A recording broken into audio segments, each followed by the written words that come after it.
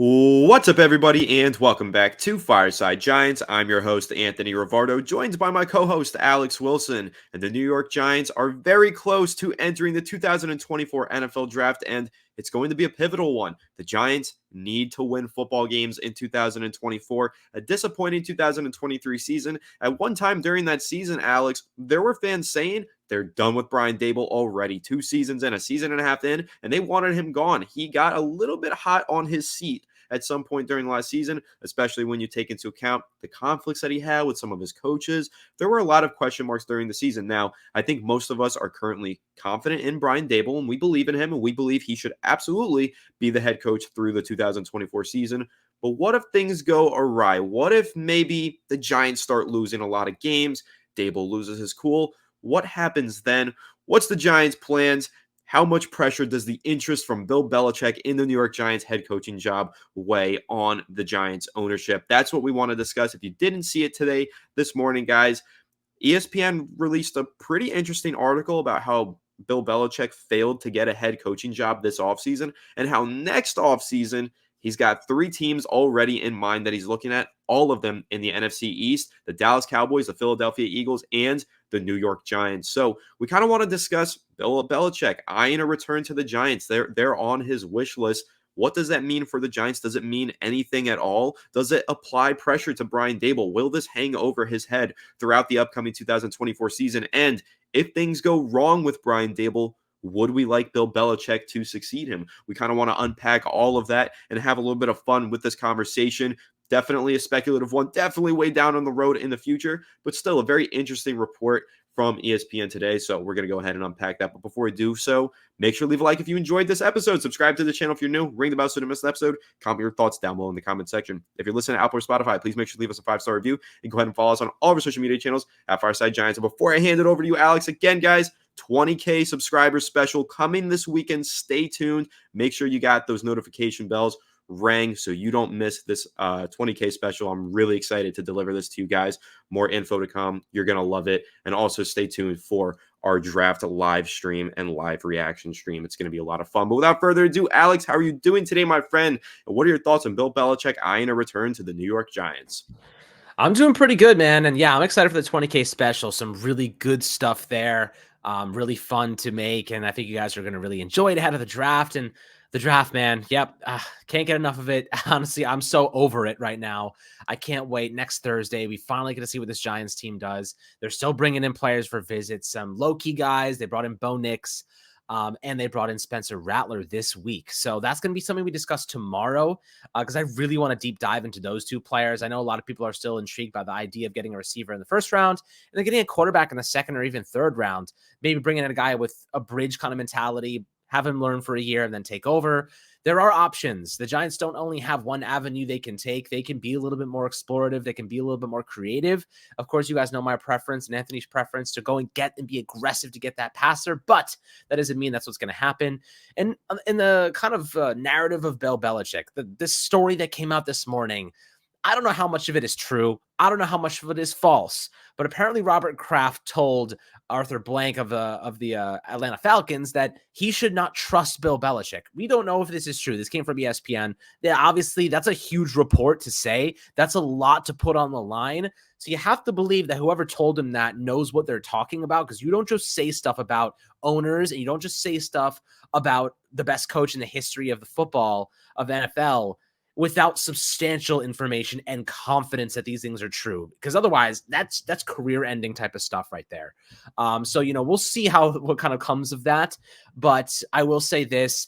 The rumors that Bill Belichick could go to an NFC East team like the Cowboys or that he could go to a team like the Giants, I think it's off-season fluff, personally. I don't think that Bill Belichick's ever going to be a head coach again. In fact, I don't think that he is going to come back to the NFL and be this prominent figure that rises from the ashes like a phoenix and, becomes the best head coach in the game. I think his time is over. I think his time has passed.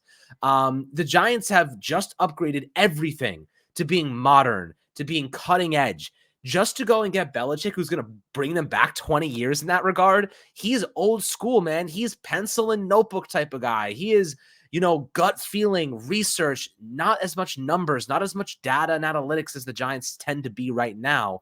So you're going to go all the way to the modern age and then right back down to the old school kind of method. I don't see how that happens. I think that the narrative that the Giants need to succeed this upcoming season because Bill Belichick's waiting in the wings, I think is total nonsense. I don't buy it. I don't believe it. I know, Anthony, you may have a different take than I do on this, obviously, but I just don't see how those two things correlate. I don't think there's any additional pressure on Brian Daboll and Joe Schoen to succeed because Bill Belichick said that he would be willing to coach the Giants. I don't see how that affects them. I think they have to succeed because they want to succeed, right? They have to succeed because it's their jobs on the line, not because Bill Belichick is waiting. So if it's not them and it's not Bill Belichick replacing them, it'll be somebody else. You know what I mean? It'll be somebody else. You get replaced because you're not doing good at your job, not because Bill Belichick is waiting to take your job. Someone else is going to replace, whether it's him or whoever's obviously doing a good enough job to warrant interviews for that quality of a position. But again, we still have plenty of faith in Joe Schoen. Some of the moves that he has made are very good. I love how he's been utilizing mid-round draft capital to acquire players that are very talented. I love how he's focusing on positional value and taking money from the running back position, going out and getting a superstar pass rusher. I love how he's cleaned up our salary cap over the last 2 years, shedding dead money, front-loading contracts, making sure they can get out of it without having to, pit themselves in the future like Dave Gettleman did 4 or 5 years down the road, still paying Leonard Williams, still paying Golden Tate, still paying Adoree Jackson, whoever it might have been, or Patrick Omame. You know what I mean? Like, how many guys were we paying over the course of 5-6 years when he was no longer here? So with that being said, Joe Schoen has done a lot of good stuff for this team. This is the pivotal draft class for me personally.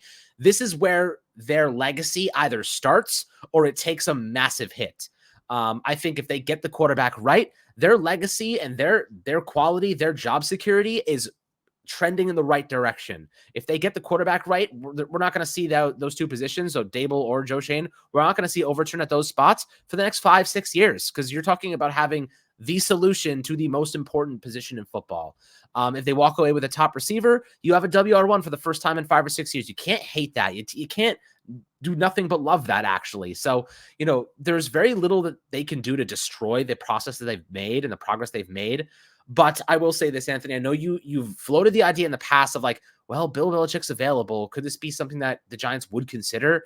I don't know your take on it, but I imagine you probably believe something similar to me in that this should not affect how Joe Schoen and Brian Daboll feel about their current job status. No, it shouldn't affect the way that they feel about it, but more so I'm wondering if it affects the way that John Mara feels about it. It seems like John Mara has always wanted Bill Belichick back in this building. There's a great mutual respect that those two people have for each other, being Belichick and Mara, and that's kind of where I question, does that apply pressure to Mara to make sure that Brian Daboll and Joe Schoen succeed? I agree with you. I don't think that they should pay any mind to any rumors about Bill Belichick potentially taking their job. They should feel confident in themselves and they should go out there, know that they have to win games this season or anyone will take their job, right? If they go 2-15 this upcoming season, it doesn't matter if Belichick's out there or not. They're just going to get fired. And it's not because Belichick is out there. It's because they didn't perform up to the standards. So they need to perform this season. And we've been talking about that all off season long. It was a disappointing 2023 season. After this team made the playoffs, we expected them to do it again, and they failed to do so. They got to do something good in 2024 to keep that job. And we know that is the case regardless of which coaching candidates are out there. I mean, hell, this coaching cycle had all the great candidates, right? This head coaching cycle in January, so many good candidates were fired and hired and moved all over the place. If the Giants were going to cut loose with Belichick, with Brian Daboll and Joe Schoen, they would have done it this offseason when there was a bunch of people available for them, personally, is what I think. So now it's really just put up or shut up. If they succeed this upcoming season, we're not going to care about this Belichick rumor. But if they don't succeed, I just wonder if it applies pressure to John Mara, because we know that John Mara has always wanted Belichick back with the New York Giants. So I just question that. One thing that I will say, though, Alex, that I kind of disagree with you in, you mentioned this kind of conversation about how the Giants have modernized and moved forward, become more progressive in the way that they do things.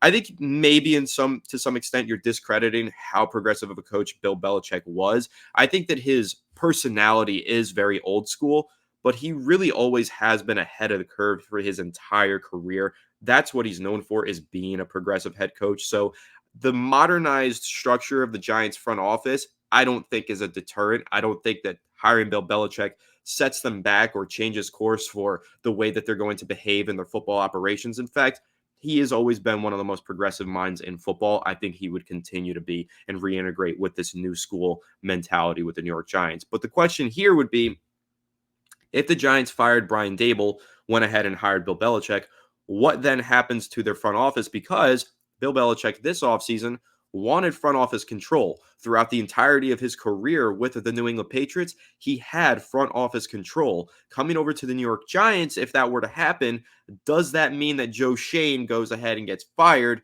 so Belichick can have front office control? I would hope not, because I think that Joe Schoen is a really brilliant mind in the front office. But there's been a lot of conversation.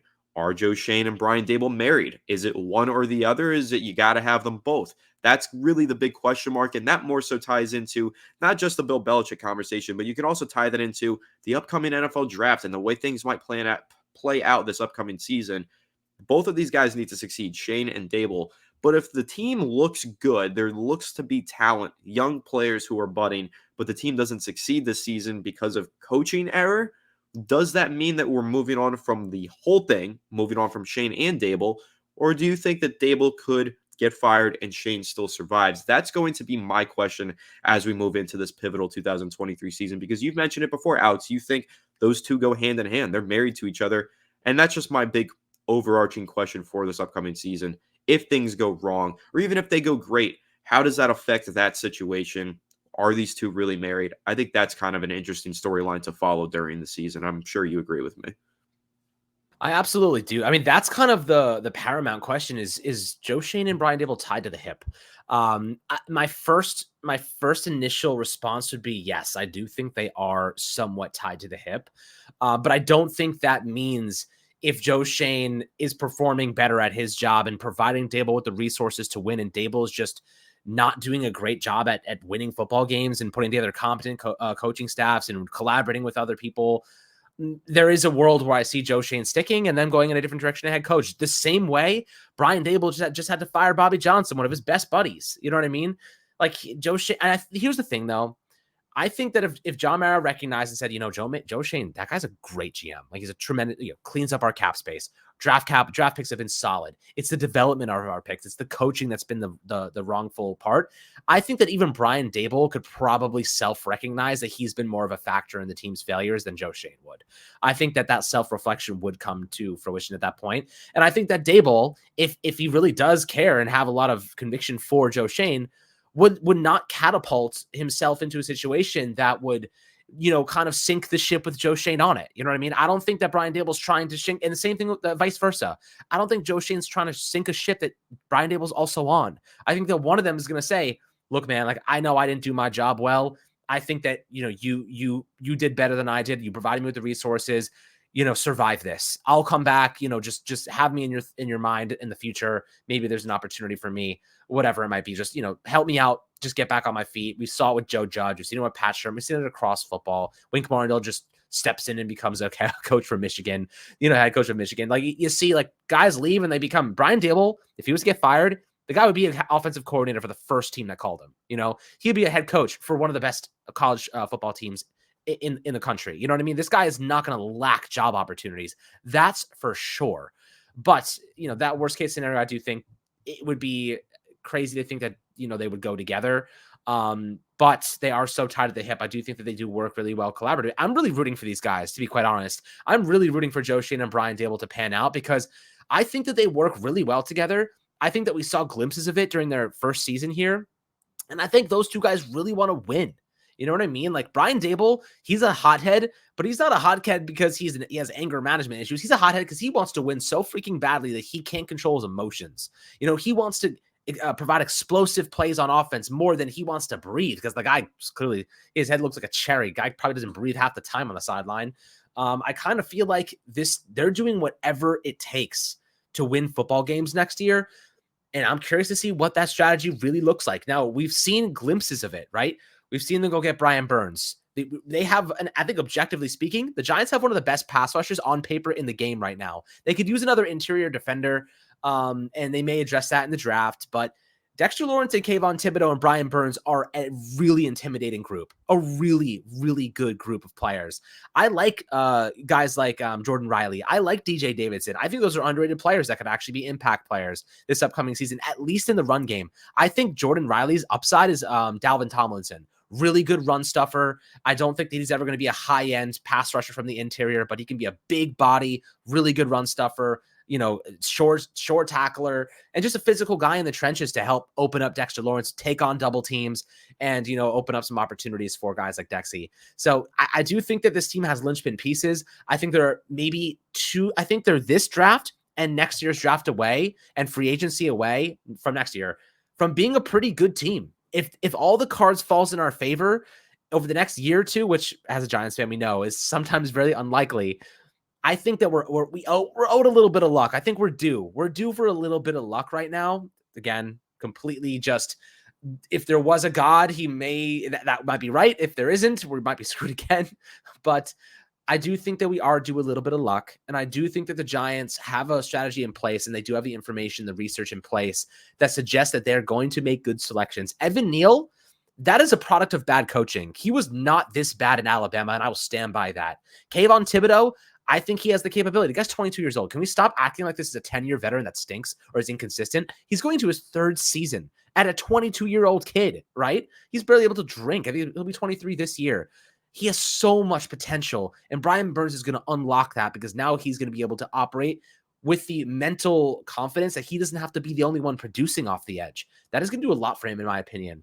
I think we're going to see a lot more better performances from him. And Anthony, it looks like you have something to say on that note as well. I do, and what I'm going to say on that is actually going to tie back into this Bill Belichick thing, and I want to lay this out for you because earlier you mentioned how you don't think that he's even going to get a head coaching job next season. So if that's the case, do you think there is an avenue going forward where he could end up being a defensive coordinator somewhere? And could that potentially, I don't want to, write out Shane Bowen just yet, because I actually think he's going to be a really good fit for what the Giants want to do defensively. But let's just imagine there's a scenario where Belichick doesn't get a head coaching job anywhere, and he says to John Mara and the Giants, can I be on your defensive coaching staff somewhere? Like, can I be involved, assistant head coach, linebackers coach, defensive coordinator, or co-defensive coordinator, something like that? I mean, listen, if you want to get real throwback with the New York Giants, franchise history, 1980s to 1985 to 90, I mean, that was the best New York Giants defense ever when Bill Belichick was coaching that. Lawrence Taylor, Banks, you had all of these players, absolute studs, 2 Super Bowls with Belichick as the defensive coordinator. Do you think there's a world that exists where maybe the defense takes steps this season, right? These guys that you're mentioning who are going to be a really formidable opponent to opposing offenses, I totally agree with you. But, if Belichick can't get that head coaching job, do you think because it is the New York Giants and there is that mutual respect that maybe he could coach under Brian Daboll? Or do you think Bill Belichick is not going to take anything that's not a head coaching job? How do you kind of envision that? I think that he would rather not coach at all than be an assistant or a coordinator. And the reason I say that is because he was both the GM and the head coach. And the reason I don't think that he's going to get a head coaching job is because he also needs to be the GM as well. Like, he constructs a roster the way that he wants to construct a roster. His draft board is the draft board. I don't think Joe Shane is going to take very well to Bill Belichick stepping in and saying, yep, this is basically my team now, and you have to build it around the way that I see because I have all this respect. I'm the best coach in NFL history. You have to listen to me. This is not really a collaboration. This is more so like you agreeing and throwing in your 2 cents, but it doesn't really matter. I think that's probably why the Falcons didn't go in his direction, because he wanted too much power. And look, the truth is that Bill Belichick's the best that'll ever probably live until the next generational coach comes around and starts off their career with the Tom Brady, and it's just a perfect storm. But the Giants are in a great spot because I don't think, and look, if he decided I'm cool with being a defensive coordinator, I would fire Shane Bowen in less than a second. It would take me 2 milliseconds. I would come up with anything.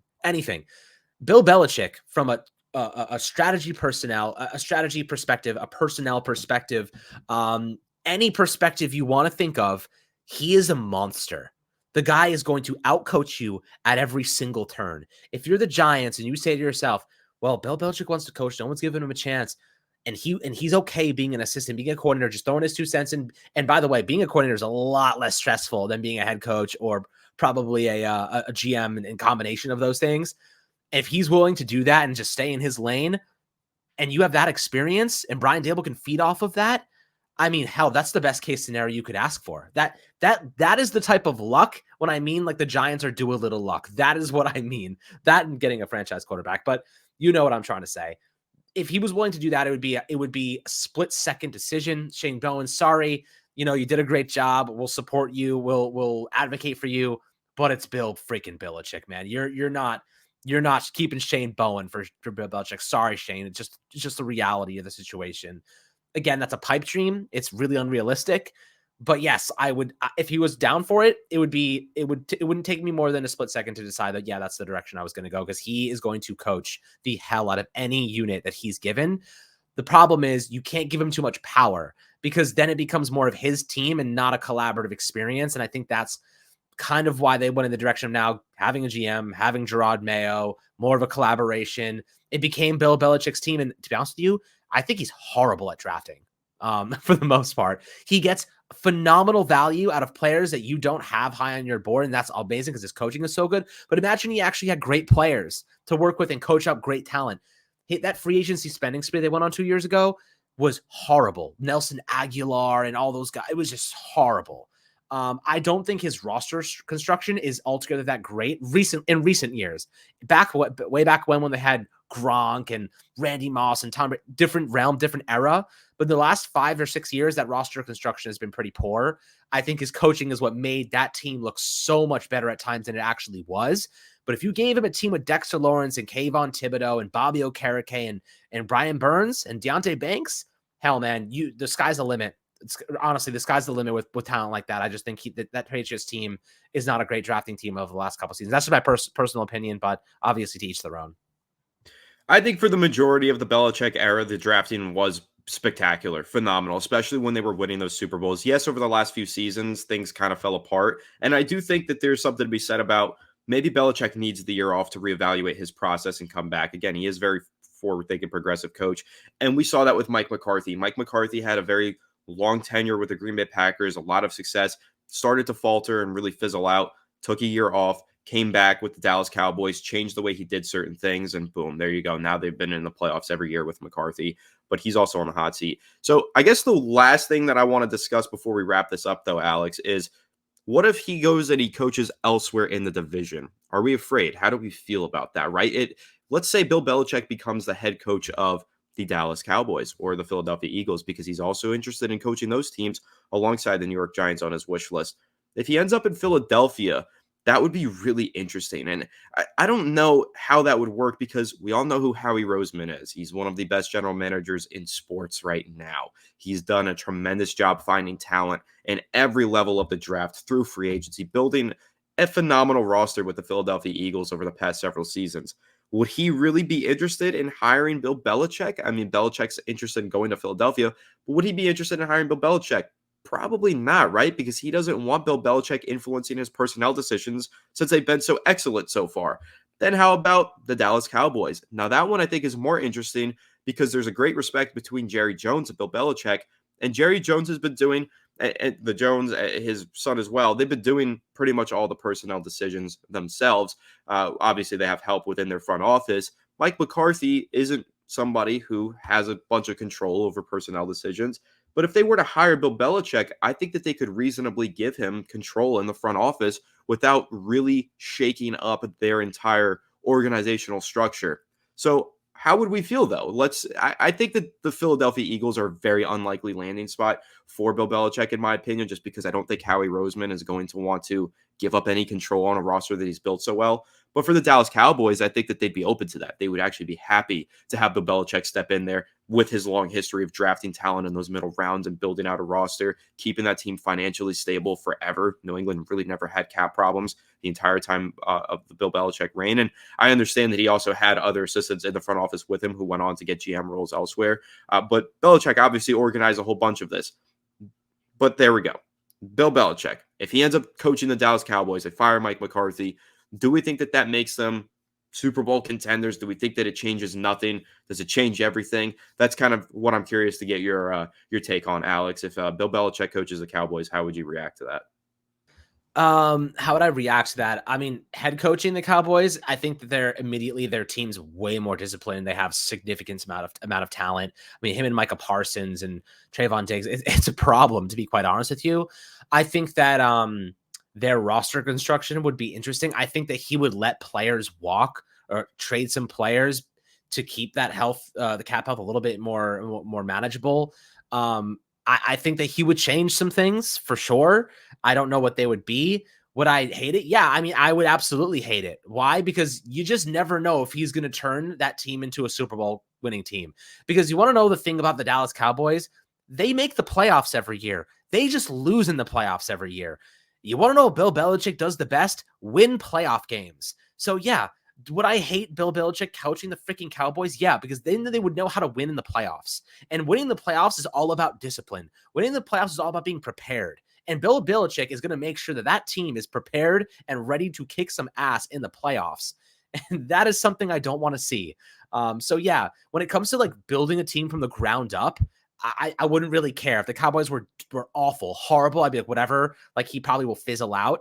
But that team is ready to win. Like they are ready to win this year. CD Lamb and Micah Parsons, they have draft capital, and Dak Prescott's in a contract year. That team needs to win this year.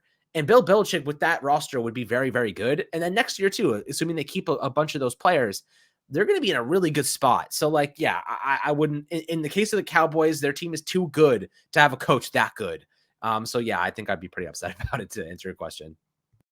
Honestly, I agree with you. I think if Bill Belichick went to the Cowboys just because of the way that team is structured, the situation that they're in, win now, a lot of talent, he might make them legitimate Super Bowl contenders. And to be fair, they're already kind of Super Bowl contenders. It's a really good roster, and they've been winning a lot of games over the past few years. Just can't seem to get by in the playoffs and actually make it to the Super Bowl. But Bill Belichick might be the difference for them. I mean, Mike McCarthy has not proven to be very good in the postseason with the Dallas Cowboys. I mean, how much blame do you want to give Dak Prescott versus Mike McCarthy? That's a whole nother conversation. But Bill Belichick coaching that team, nobody's better in the postseason than Bill Belichick. That might actually be scary. And I think that's more so what Giants fans should take away from that ESPN report. Maybe not the fact that Bill Belichick could come in here and potentially steal Daboll's job, but what happens if he goes to the Dallas Cowboys, and how much of an opponent does that make them in the NFC East race and in the playoffs? Because nobody wants to see Dallas win the Super Bowl, right? We're not hoping for that to happen as Giants fans. So if it does, I mean, if Belichick goes there, I feel like it's much more likely to happen personally. I do agree with you on that front, Alex. But interesting conversation here. Bill Belichick, what does this mean for the upcoming 2024 season? How warm is Daboll's seat? Personally, I don't think it's very warm right now, but he's got to deliver with some wins this year. And of course, we'll continue to update you on Brian Daboll's job security, everything regarding that, and the upcoming 2024 NFL draft right here on Fireside Giants. So make sure to leave a like if you enjoyed this episode. Subscribe to the channel if you are new. Ring the bell so you don't miss an episode, and comment your thoughts down below in the comment section. If you're listening to Apple or Spotify, please make sure you leave us a 5-star review. Go ahead and follow us on all of our social media channels at Fireside Giants. Without further ado, we'll catch you on the next one. Have a good one, and let's go Giants.